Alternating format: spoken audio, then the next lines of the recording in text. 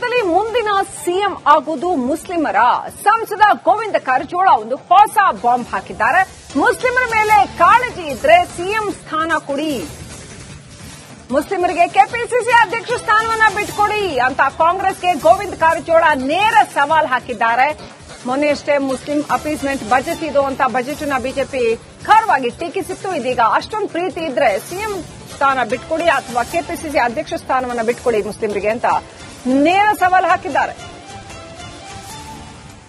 ಮುಖ್ಯಮಂತ್ರಿ ಸಿದ್ದರಾಮಯ್ಯ ಅವರು ಬಜೆಟ್ನಲ್ಲಿ ಅಲ್ಪಸಂಖ್ಯಾತರಿಗೆ ಮತ್ತು ಮುಸ್ಲಿಮರಿಗೆ ಹೆಚ್ಚು ಪ್ರಾತಿನಿಧ್ಯ ಕೊಡಲು ಸಂಬಂಧಪಟ್ಟಂತೆ ಸಾಕಷ್ಟು ಚರ್ಚೆಯ ವಿಚಾರ ಶುರುವಾಗಿರುವಂತದ್ದು. ಈ ಬಗ್ಗೆ ಮಾತಾಡೋಕೆ ಸಂಸದರಂತ ಮತ್ತು ಬಿಜೆಪಿಯ ಹಿರಿಯ ಮುಖಂಡರಾದಂತಹ ಗೋವಿಂದ ಕಾರಜೋಳ ನಮ್ಮ ಜೊತೆಯಿದ್ದಾರೆ. ಸರ್, ಅಲ್ಪಸಂಖ್ಯಾತರಿಗೆ ಬಜೆಟ್ನಲ್ಲಿ ಸಾಕಷ್ಟು ಚರ್ಚೆ ಕೊಟ್ಟಿರುವಂತದ್ದು, ಮತ್ತೊಂದು ಕಡೆ ಮೀಸಲಾತಿಯಲ್ಲೂ ಕೂಡ ಅಂದ್ರೆ ಏನು ಸರ್ಕಾರಿ ಕಾಮಗಾರಿಯಲ್ಲೂ ಕೂಡ ಮೀಸಲಾತಿ ಕೊಟ್ಟಿರುವಂತದ್ದು, ಇವೆಲ್ಲವೂ ಕೂಡ ನೋಡಿದ್ರೆ ಏನಿಸುತ್ತೆ? ಒಂದಷ್ಟು ನಿಮ್ಮ ಪಕ್ಷದಲ್ಲಿ ಸಾಕಷ್ಟು ಚರ್ಚೆ ವಿಚಾರ ಆಗಿರುತ್ತೆ.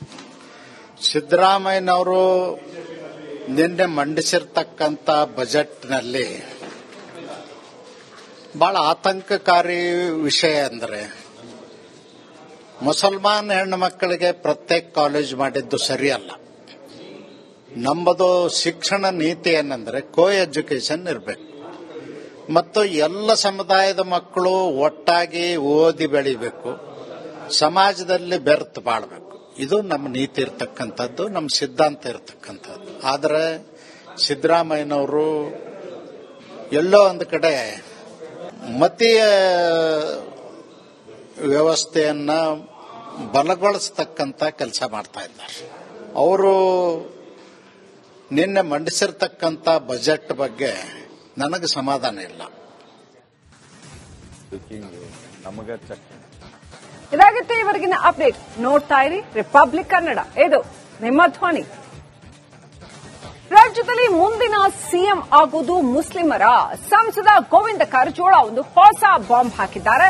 ಮುಸ್ಲಿಮರ ಮೇಲೆ ಕಾಳಜಿ ಇದ್ರೆ ಸಿಎಂ ಸ್ಥಾನ ಕೊಡಿ, ಮುಸ್ಲಿಮರಿಗೆ ಕೆಪಿಸಿಸಿ ಅಧ್ಯಕ್ಷ ಸ್ಥಾನವನ್ನ ಬಿಟ್ಕೊಡಿ ಅಂತ ಕಾಂಗ್ರೆಸ್ಗೆ ಗೋವಿಂದ ಕಾರಜೋಳ ನೇರ ಸವಾಲ್ ಹಾಕಿದ್ದಾರೆ.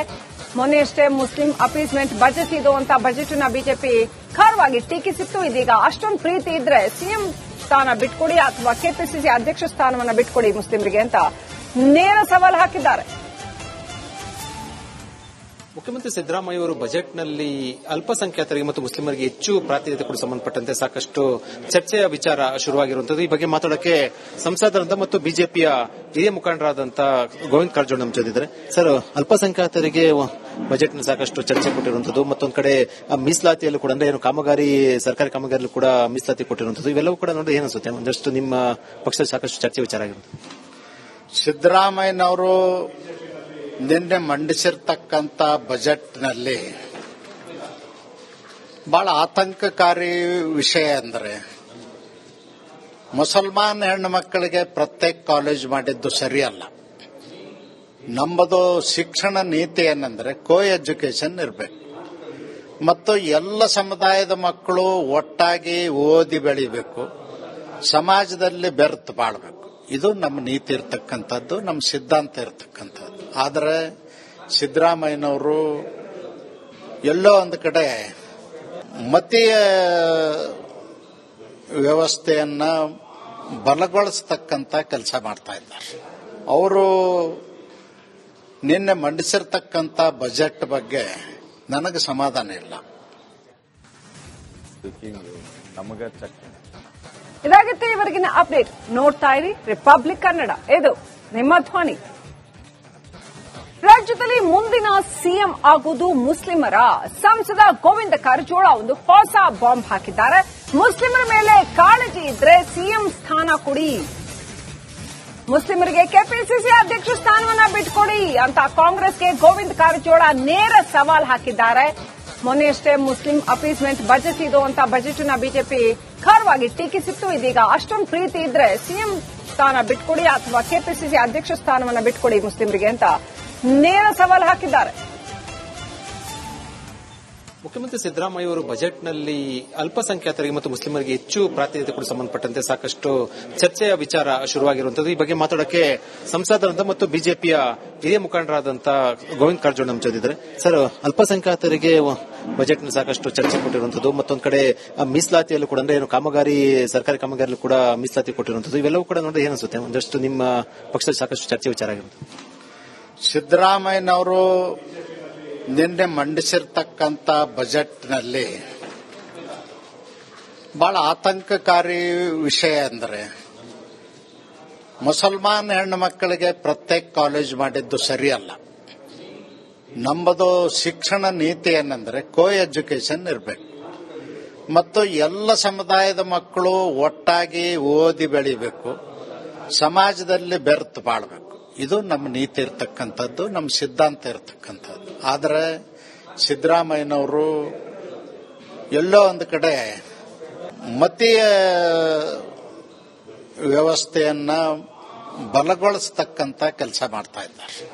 ಅವರು ನಿನ್ನೆ ಮಂಡಿಸಿರ್ತಕ್ಕಂಥ ಬಜೆಟ್ ಬಗ್ಗೆ ನನಗೆ ಸಮಾಧಾನ ಇಲ್ಲ. ಇದಾಗಿತ್ತು ಇವರೆಗಿನ ಅಪ್ಡೇಟ್. ನೋಡ್ತಾ ಇರಿ ರಿಪಬ್ಲಿಕ್ ಕನ್ನಡ, ಇದು ನಿಮ್ಮ ಧ್ವನಿ. ರಾಜ್ಯದಲ್ಲಿ ಮುಂದಿನ ಸಿಎಂ ಆಗುವುದು ಮುಸ್ಲಿಮರ? ಸಂಸದ ಗೋವಿಂದ ಕಾರಜೋಳ ಒಂದು ಹೊಸ ಬಾಂಬ್ ಹಾಕಿದ್ದಾರೆ. ಮುಸ್ಲಿಮರ ಮೇಲೆ ಕಾಳಜಿ ಇದ್ರೆ ಸಿಎಂ ಸ್ಥಾನ ಕೊಡಿ, ಮುಸ್ಲಿಮರಿಗೆ ಕೆಪಿಸಿಸಿ ಅಧ್ಯಕ್ಷ ಸ್ಥಾನವನ್ನ ಬಿಟ್ಕೊಡಿ ಅಂತ ಕಾಂಗ್ರೆಸ್ಗೆ ಗೋವಿಂದ ಕಾರಜೋಳ ನೇರ ಸವಾಲ್ ಹಾಕಿದ್ದಾರೆ. ಮೊನ್ನೆಯಷ್ಟೇ ಮುಸ್ಲಿಂ ಅಪೀಸ್ಮೆಂಟ್ ಬಜೆಟ್ ಇದು ಅಂತ ಬಜೆಟ್ ನ ಬಿಜೆಪಿ ಖಾರವಾಗಿ ಟೀಕಿಸಿತ್ತು. ಇದೀಗ ಅಷ್ಟೊಂದು ಪ್ರೀತಿ ಇದ್ರೆ ಸಿಎಂ ಸ್ಥಾನ ಬಿಟ್ಕೊಡಿ ಅಥವಾ ಕೆಪಿಸಿಸಿ ಅಧ್ಯಕ್ಷ ಸ್ಥಾನವನ್ನ ಬಿಟ್ಕೊಡಿ ಮುಸ್ಲಿಮರಿಗೆ ಅಂತ ನೇರ ಸವಾಲು ಹಾಕಿದ್ದಾರೆ. ಮುಖ್ಯಮಂತ್ರಿ ಸಿದ್ದರಾಮಯ್ಯ ಅವರು ಬಜೆಟ್ನಲ್ಲಿ ಅಲ್ಪಸಂಖ್ಯಾತರಿಗೆ ಮತ್ತು ಮುಸ್ಲಿಮರಿಗೆ ಹೆಚ್ಚು ಪ್ರಾತಿನಿಧ್ಯ ಕೂಡ ಸಂಬಂಧಪಟ್ಟಂತೆ ಸಾಕಷ್ಟು ಚರ್ಚೆಯ ವಿಚಾರ ಶುರುವಾಗಿರುವಂತದ್ದು. ಈ ಬಗ್ಗೆ ಮಾತಾಡೋಕೆ ಸಂಸದರಂತ ಮತ್ತು ಬಿಜೆಪಿಯ ಹಿರಿಯ ಮುಖಂಡರಾದಂತ ಗೋವಿಂದ ಕಾರಜೋಳ ನಮ್ಮ ಜೊತೆಗಿದ್ದಾರೆ. ಸರ್, ಅಲ್ಪಸಂಖ್ಯಾತರಿಗೆ ಬಜೆಟ್ನಲ್ಲಿ ಸಾಕಷ್ಟು ಚರ್ಚೆ ಕೊಟ್ಟಿರುವಂತದ್ದು, ಮತ್ತೊಂದು ಕಡೆ ಮೀಸಲಾತಿಯಲ್ಲೂ ಕೂಡ ಅಂದ್ರೆ ಏನು ಕಾಮಗಾರಿ ಸರ್ಕಾರಿ ಕಾಮಗಾರಿಯಲ್ಲೂ ಕೂಡ ಮೀಸಲಾತಿ ಕೊಟ್ಟಿರುವಂತದ್ದು, ಇವೆಲ್ಲವೂ ಕೂಡ ನೋಡಿದ್ರೆ ಏನಿಸುತ್ತೆ? ಒಂದಷ್ಟು ನಿಮ್ಮ ಪಕ್ಷದಲ್ಲಿ ಸಾಕಷ್ಟು ಚರ್ಚೆ ವಿಚಾರ ಆಗಿರುತ್ತೆ. ಸಿದ್ದರಾಮಯ್ಯನವರು ನಿನ್ನೆ ಮಂಡಿಸಿರ್ತಕ್ಕಂಥ ಬಜೆಟ್ನಲ್ಲಿ ಬಹಳ ಆತಂಕಕಾರಿ ವಿಷಯ ಅಂದರೆ ಮುಸಲ್ಮಾನ್ ಹೆಣ್ಣು ಮಕ್ಕಳಿಗೆ ಪ್ರತ್ಯೇಕ ಕಾಲೇಜ್ ಮಾಡಿದ್ದು ಸರಿಯಲ್ಲ. ನಮ್ಮದು ಶಿಕ್ಷಣ ನೀತಿ ಏನಂದ್ರೆ ಕೋ ಎಜುಕೇಶನ್ ಇರಬೇಕು ಮತ್ತು ಎಲ್ಲ ಸಮುದಾಯದ ಮಕ್ಕಳು ಒಟ್ಟಾಗಿ ಓದಿ ಬೆಳಿಬೇಕು, ಸಮಾಜದಲ್ಲಿ ಬೆರೆತು ಬಾಳ್ಬೇಕು. ಇದು ನಮ್ಮ ನೀತಿ ಇರ್ತಕ್ಕಂಥದ್ದು, ನಮ್ಮ ಸಿದ್ಧಾಂತ ಇರ್ತಕ್ಕಂಥದ್ದು. ಆದರೆ ಸಿದ್ದರಾಮಯ್ಯನವರು ಎಲ್ಲೋ ಒಂದು ಕಡೆ ಮತೀಯ ವ್ಯವಸ್ಥೆಯನ್ನ ಬಲಗೊಳಿಸತಕ್ಕಂಥ ಕೆಲಸ ಮಾಡ್ತಾ ಇದ್ದಾರೆ. ಅವರು ನಿನ್ನೆ ಮಂಡಿಸಿರ್ತಕ್ಕಂಥ ಬಜೆಟ್ ಬಗ್ಗೆ ನನಗೆ ಸಮಾಧಾನ ಇಲ್ಲ. ಇದಾಗಿತ್ತು ಇವರೆಗಿನ ಅಪ್ಡೇಟ್. ನೋಡ್ತಾ ಇರಿ ರಿಪಬ್ಲಿಕ್ ಕನ್ನಡ, ಇದು ನಿಮ್ಮ ಧ್ವನಿ.